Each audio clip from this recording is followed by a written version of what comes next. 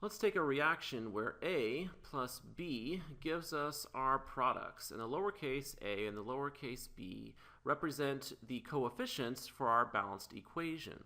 It makes sense that if we increase the concentration of A and B, right, A and B would be closer together in space and more likely to react, therefore increasing the rate of our reaction. And this is true for most reactions. If you increase the concentration of your reactants, you increase the rate of your reaction. We can check this by doing some experiments. So let's say we want to figure out what the effect of the concentration of A has on our rate of our reaction. So we're going to hold the concentration of B constant. So we hold the concentration of B constant in our experiments. We change the concentration of A, and we see what effect that has on the rate of our reaction. We're going to use the initial rate of the reaction, and that's because as our reaction proceeds, the concentration of products will increase. And since reactions are reversible, if we have some products present, right, that can affect the rate of our reaction. And that's not our goal. Our goal is to figure out what effect the concentration of our reactants has on our rate. And so we use the initial rate, where we have only reactants present and no products. So in our first experiment, let's say the concentration of A is 1 molar, and the rate of our reaction, the initial rate of our reaction is 0.01 molar per second. And in our second experiment, we increase the concentration of A to 2 molar. We hold the concentration of B constant, and we observe the rate of our reaction to increase to 0.02 molar per second.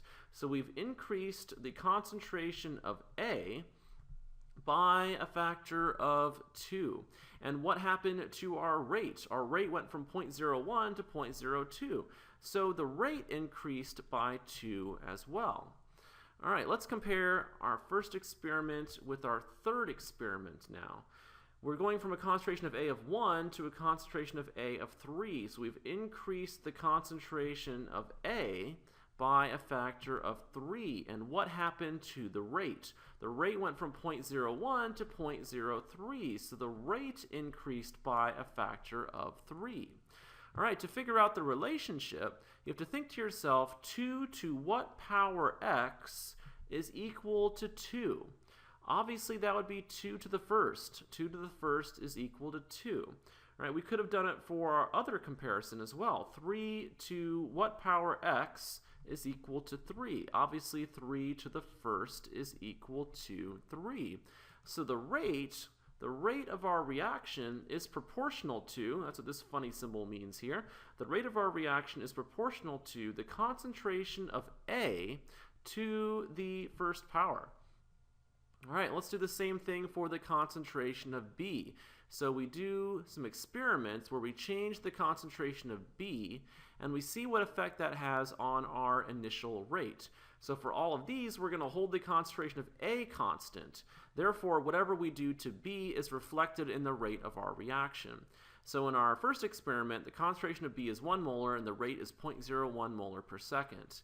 And then we change the concentration of B to 2 molar, right? We double the concentration of B while holding the concentration of A constant.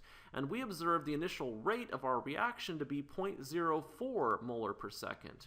So we've increased the concentration of B, not A, let me change that. We've increased the concentration of B by a factor of 2. We've gone from 1 molar to 2 molar. And what happened to the rate? The rate went from 0.01 to 0.04. So we've increased the rate by a factor of 4. Let's compare our first experiment with our third experiment now. We're going from a concentration of B of 1 molar to 3 molar. So we've increased the concentration of B by a factor of 3. And what happens to the rate? The rate goes from 0.01 to 0.09. So we've increased the rate by a factor of 9.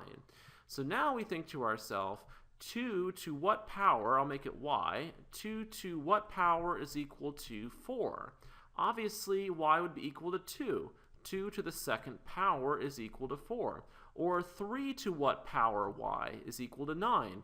Obviously, 3 to the second power is equal to 9. So we've determined that the rate of our reaction right, is proportional to the concentration of B to the second power.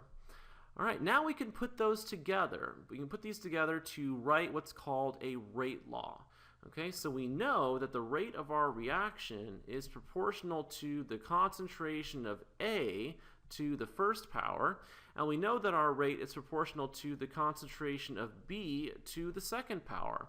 And then we put in what's called a rate constant here, K, and this represents our rate law.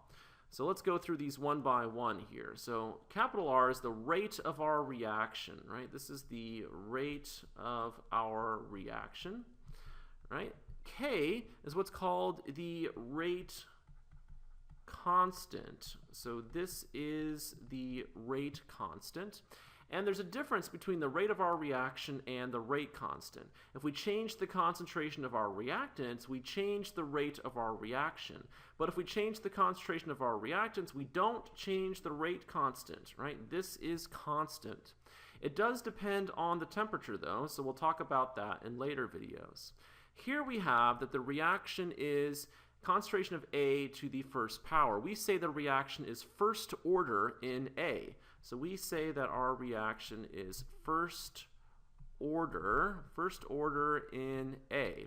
And we found that it's second order in B, right? So we had a 2 here. So this is second order in B. And we can also talk about the overall order of our reaction. So for first order in A, right, we're first order in A and second order in B, the overall order would be 1 plus 2, which is equal to 3. So the overall order of our reaction is 3. All right, let's go back up here to the general reaction that we started with, right? So let's go right back up to here. We have this, and let's write a general rate law. So if this is your reaction, your general rate law would be R is equal to your rate constant, right, times the concentration of A to some power, I'll make it X, times the concentration of B to some power, which I will make Y. And the reason why I'm showing you this is to show you that you can't just take your coefficients, right? You can't take your coefficients and stick them into here, right? So it doesn't work that way. You'd have to know the mechanism of your reaction. So these orders have to be determined experimentally. So you have to look at your experimental data here. And the orders affect the units for your rate constant. For example, let's go back down to here and let's figure out the units for the rate constant for this example. So the rate of our reaction, right, the rate of our reaction was in molar per second, right? This is molar per second. We're trying to find the units for K. The units for concentration are molar, right? So this would be molar, and then this would be to the first power. And this would be molar to the second power. So we'd have molar to the second power. All right, so solving for K, right, you could just go ahead and cancel out one of these molars right here and solve for K. So you would get, this would be 1 over seconds now on the left. So 1 over seconds, right, and divide by molar squared. So 1 over seconds times molar squared. Or you could write this 1 over molar squared times seconds. So those would be your units for K for this reaction, right, with an overall order of 3. But it can change, right? It can change depending on the order.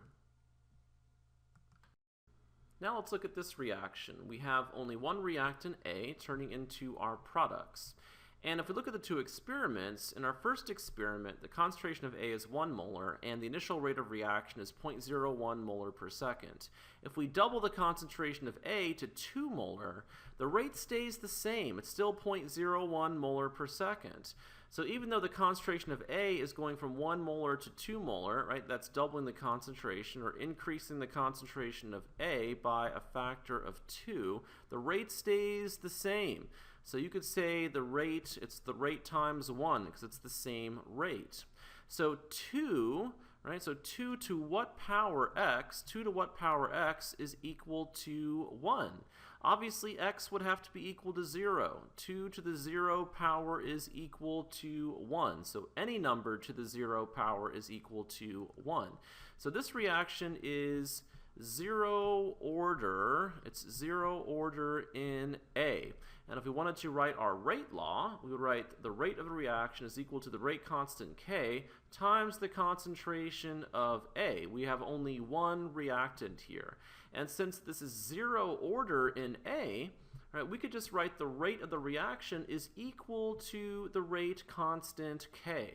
And so if you wanted to know the units for the rate constant K, well, the rate is in molar per second, and so those would also be your units for K. K would be in molar per second. So here's an example of how your units for K change depending on the overall order of your reaction.